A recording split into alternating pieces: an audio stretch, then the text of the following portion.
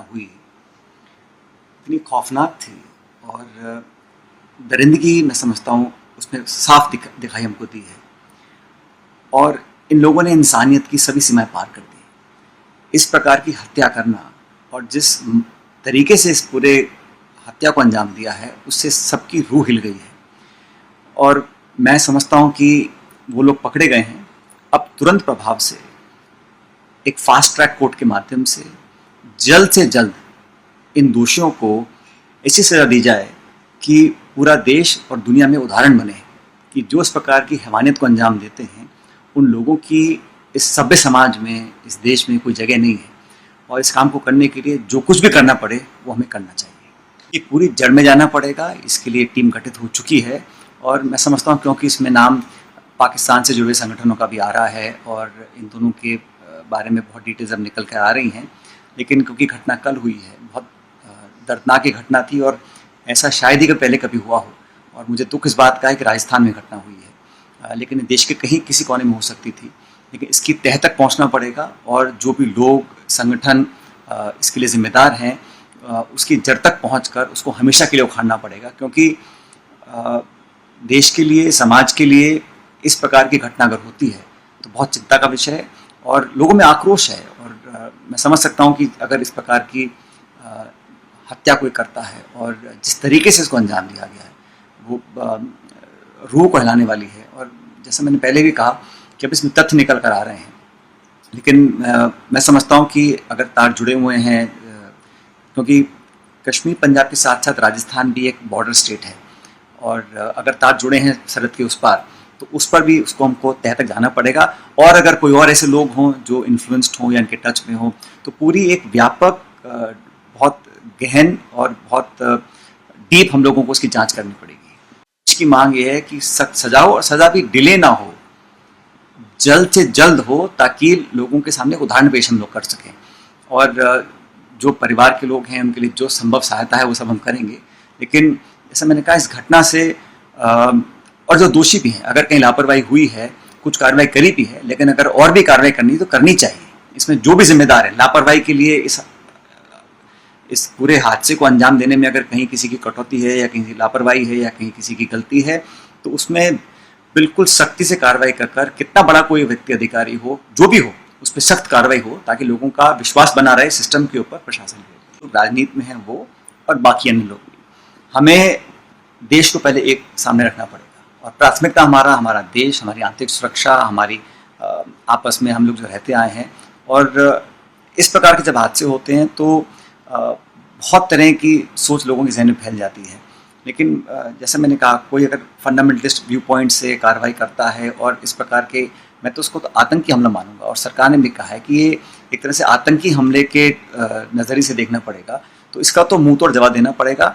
और जैसा मैं पहले भी आपको कह चुका हूँ कि इन सभी लोगों का, ये 2 लोग हैं या इसके पीछे और लोग भी हैं, इसकी पूरी हमको तहकीकात करनी पड़ेगी और जल्द करनी पड़ेगी। इसके लिए जो संभव कदम उठाने हैं उठाने पड़ेंगे। कल का यह हादसा है और जांच गठित हो गई है, कुछ कार्रवाई ऑलरेडी कर चुके हैं। जैसा मैंने कहा, इस हादसे की तह तक पहुंचने के लिए, जस्टिस दिलवाने के लिए, न्याय दिलवाने के लिए जो कुछ करना संभव है उसको करना चाहिए और तुरंत प्रभाव से करना चाहिए। Incident yesterday in Udaipur was barbaric, it was horrific, it is something that is unacceptable, and I think those criminals have crossed the boundaries of humanity and they must be dealt with as such. They have been apprehended and now we must move quickly to ensure that the justice is swift and severe. Whatever the law permits, the harshest punishment must be met out and we must get to the bottom of it. If there are people, individuals, organizations that may be involved in this act, which is now an act of terror, we have to take it in that sense. There are reports that there were linkages from across the border, and as you know, besides Kashmir and Punjab, Rajasthan also is a border state. So we have to be extremely mindful of the connections that are now coming out in the open. But the investigation is only one day old, and I think if there has been any lapse or any act of omission from anybody, no matter who that person is, strict action should be taken once the investigation is over. But this particular incident and the way it is done, it's not just a cold-blooded murder. It was, like I said, an act of terror, and it was done with a particular intention, and it has actually shaken up not just individuals but I think the entire country. So we must move quickly. Investigation is already on. They have been apprehended, but they must be given the most severe punishment so that we can make an example of people who do this kind of barbaric act of murder in cold blood and then record it. It has created, it has got people angry with how some people can act, and we must really teach them a lesson. I think if someone acts in the way that these two individuals have acted, there is now enough evidence to prove that they were actually doing it. But what are the links that they've had? Who are the people involved in this? We have to go deeper into that. But certainly yesterday's incident has shaken the soul of everybody here. And India, this something is unacceptable in a civil society, and I think we have to move really quick, not just with investigation, but looking at all angles of what may have led to it. And if there has been a lapse in detecting or monitoring these individuals or their backgrounds or their associates or their organizations, then we must investigate that also and take swift and quick action so that people's confidence is restored. It's very natural when you have something like that and then spread on social media.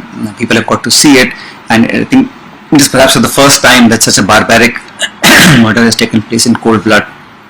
It's natural for people to feel anger and all sorts of emotions. This is the time where we must all appease for peace and calm must prevail, and so must justice. While we request everyone to maintain peace and harmony, not just in Rajasthan but across the country, it's also time that we show that we can deliver justice quickly, and the individual who was murdered, all possible help should be extended to that family. And like I said earlier, this is one of the most severe acts of, these people have crossed the boundaries of humanity and done this, and we must leave no stone unturned to make sure that the judicial process and all the other formalities that need to be done should be done quickly, so that we can give them the adequate punishment at the soonest.